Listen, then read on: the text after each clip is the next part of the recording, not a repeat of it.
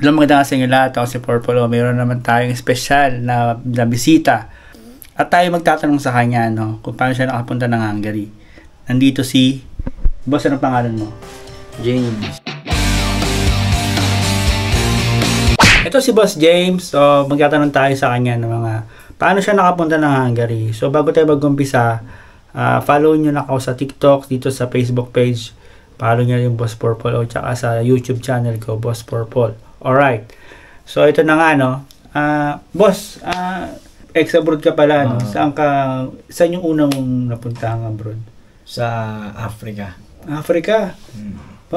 Napakadalang nung ganun, no? Kaya lang, 3 months lang ako doon. 3 months lang. At least na-experience mo makarating ng Africa. Kasi, hindi common yung Africa, di ba? Kasi, ang alam ng lahat, puro yung mga Middle East, Taiwan, Korea, Japan, di ba, ganun, Canada. Pero Africa, kakaiba yun, So anyway, ano yung next na naging, abroad? Sa, sa Qatar naman. Qatar, o sa Middle East. Ako nag-Qatar din ako nun, So ilang taon ka dun sa Qatar? 6. 6 taon? years. So, 6 years. From 2000, 2015 to 2021. 6 nga. 6 years nga ako. 2013 hanggang 2016. Ayun, alright. So, bakit hindi ka nag-stay na matagal sa Qatar? Bakit 6 years ka lang? Kasi, naghingi ako ng increase. Kaso, puro promise lang Promise lang. So, siyempre, kailangan mo ding mag-level up, no? Oo. Kasi kung hindi ka alis nga naman, walang mangyayari sa'yo. So, tama din yung decision mo. So, ito na nga, So, ngayon, nasa Hungary tayo. Anong agency yung tumulong sa'yo? Saan ka nag-apply? Papuntang Hungary. Agency na tumulong sa akin, Peridot. Peridot. Peridot. Ang galing naman ni Peridot. Siya na naman, di ba? So, yung mga nauna ko, Peridot yun. Peridot. Ex-Samsung. Tapos, ex-Taiwan, Peridot. Ngayon, ex-Qatar, Middle East, Peridot na naman. So, kita niya naman si Peridot, hindi namimili ng kung saan ka manggaling, hindi sila namimili. So, may pag-asa pa rin tayo. So, anong kwento mo kay Peridot? Ano yung naging proseso mo? Paano ka nag-umpisa kay Peridot? Paano mo nalaman yung hiring nila? Through online sa FB page nila. Then, nag-email. Then, walk-in. Nag-walk-in ka? Walk-in ako. Punta ako doon, nagpasa ako ng CV. Ng resume. Tapos, ano pang nangyari nun? Nung nagpasa ka ng resume, nag-email sila sa'yo.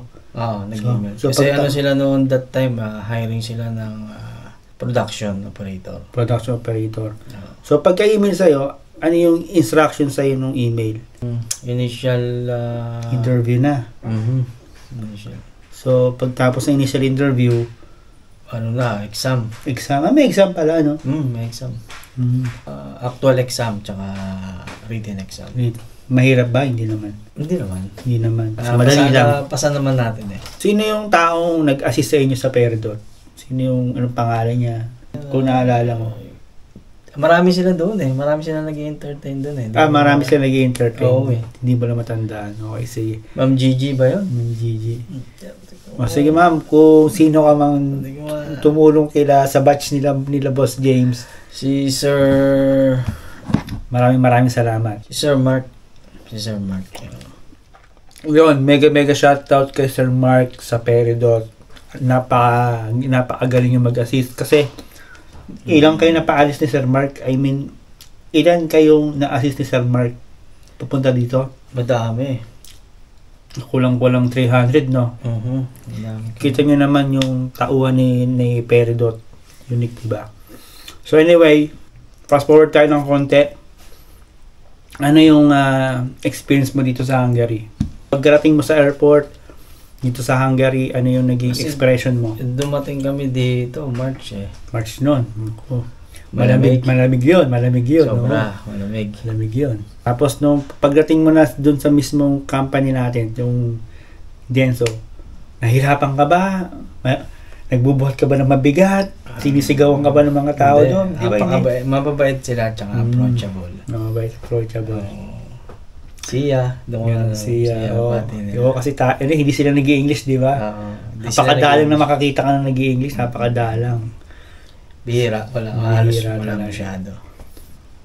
So nga pala yun, anong magiging payo mo sa mga nag-a-apply papunta sa Hungary?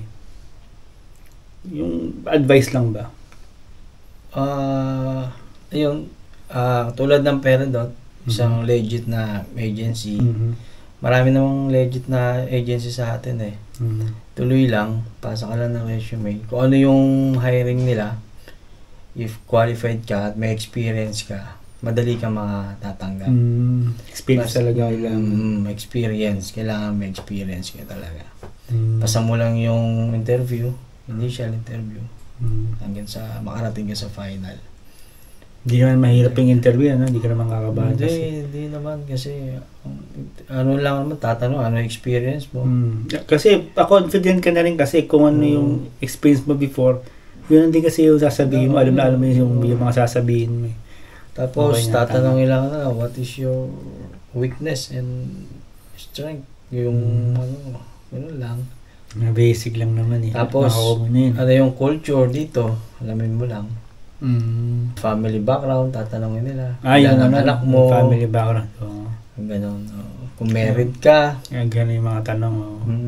Ganon. Ilang taong ka, saan bansa ka galing. Nga pala, ilang taong ka na pala? Mag-38 na ako ngayong 26.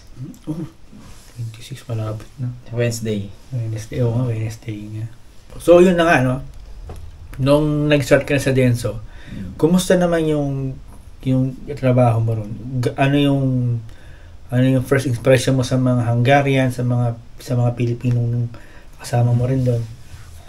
First impression? Medyo kasi hindi tayo masyado may language barrier kasi. Yun, tama yun. Nakalimutan ko lagi sabihin yan eh. May language barrier dito sa Hungary. So, hindi yung merong limit lang yung English kasi halos yung iba zero knowledge talaga sa kahit sa English. Sa basic, no? Oo, kahit yung basic.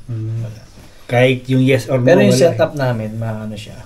Kahit basic na English, marunong siya. Yung matanda, yung matandang ano. Yung matanda. Wala namang age limit dito sa kanila. Sa Hungary, walang age limit. Siguro, narinig niya yan, ha? Walang age limit. 60 years old. Nagtatrabaho pa sila. Nagtatrabaho pa rin. Partner ko na Hungarian, 58 years old, babae. 58 years old. Pero mabilis kumilos. No? Mahiya ka kasi, hindi ka makakadahin kasi yung partner mo, matanda sa'yo, hindi dumadaing ng pagod eh. Tapos ikaw mas bata, dadaing ka na. Dadaing ka na pa. Sa likod mo. Pero pagka nakatayo ka, 2 hours, after 2 hours, break time, pahinga. Yung 10 minutes break. Sasanayan lang.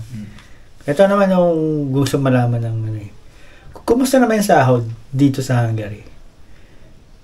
Yung sige, huwag sa una kasi alam natin hindi mo kompleto eh. Yung average na sinasahod mo. Yung average lang naman. Kailangan mo sabihin. Basta yun na nga lang. Confidential na. Sige, sabahin. Pero ako, sasabihin ko sa akin, sumasahod ako ng 50 to 60. Yun ang mga talagang average dito sa Hungary. Pero, depende pa rin sa company. No? Kasi mayroong sa ibang company, sumasahod lang sila ng 40,000, 35 to 40,000 ang sinasahod, diba? Sa ibang company. Walang overtime yun. Walang overtime yun. Tapos, meron kaming shifting, so 50 to 60. Pero kapag naman sa ibang company like Samsung SDI, yung mga paggawaan ng mga sasakyan, at especially mga electronics, sumasahod sila ng 90 to 120,000 pesos. Kasi nga sandamakmak yung incentives nila, yung mga bonuses. So Samsung. So sa Samsung, so depende pa rin talaga yan sa sa company na pinapasukan mo. And then kayong mga susunod na generation na mag-a-apply sa Denso, meron ditong annual, no? So pag inaabot yung annual na yun, paldo lahat. So hintayin nyo na lang yun. Diba? Lahat annual, quarterly. Ano ba quarterly? Hindi annual yun, every 6 months eh. Annual, hindi annual. Annual yun. Annual, kasi nung in-interview ako ni Denso, titanong kasi nung after niya kung magtatanong siya sa akin, di ba? So, sabi niya sa akin, do you have any questions? Hindi na ako nahiya magtanong talaga eh. Is Denso have a bonus here? Like, incentives, like bonuses? Sabi kong ganun. Tapos niya sinabi sa akin nung HR ng Denso, meron silang annual. Every 6 months nga daw nila binibigay yun. Every 6 months. So, nakakuha na ako nung April, saka nitong November, diba? Yun. Nung November, maganda yung bigayan nun. So, masaya yung mga nasa Pilipinas. Hindi kami. Ayun ang masasabi ko. So, yun. Anong last thing, anong masasabi mo dun sa mga aspirant na mga ex-abroad sa Pilipinas na gustong mag-apply sa Europe, tapos yung mga first-timer na gusto mag-apply din sa Europe, ano yung mensahe mo sa kanila bago tayo magtapos? Okay. Message ko, madali lang dito sa makag-apply. Basta may experience ka. And then, kung mayroong hiring sila, kung ano yung experience, yung anong hiring nila, ba, sa production operator, driver, mga ganon, magpasa lang sila ng resume sa agency o ano mang agency na tulad ng Peridot. Si Peridot, number 1. Peridot International Resources. Yan. No? Lalabas sa screen nyo. Yan. Lalabas sa screen yan. So, saan ang address pala nila? Address ng Peridot? Sa Makati. Sa Dian Street. Makati. Dian Street. Alright. Makati, Dian Street. Anong oras sila nagbubukas? Pag umaga? Maaga sila nagbubukas. I think 9 o'clock open na sila. 9 o'clock. So may mga nakapila na doon eh. Marami kasi nag-apply. And then, siyempre, hindi naman lahat nag-qualified. Kung ano yung hiring nila, maganda alamin nila sa FB page ni Peridot kung ano yung hiring nila. Para pagpunta nila doon, hindi sayang. Ganun. Kasi minsan, wala doon sa hindi ka qualified. Sayang naman. Pupunta ka doon. Pero kung halimbawa, may nakita kang sa kanila, sa FB page nila na, hiring, pwede ako dito. Punta ka doon. Magpasa ka ng resume. Oo. Alam mo na yung gagawin mo. Driver, operator, cleaners, vegetable, So yun guys, maraming salamat. So, again, ako si Purple O. So, ito si Boss James. So, maraming salamat. So, follow nyo ako sa Facebook page ko, sa TikTok, and then subscribe sa YouTube channel ko, Boss Purple O. Alright, hanggang dito lang guys. Ingat kayo palagi sa healthy. God bless. Peace.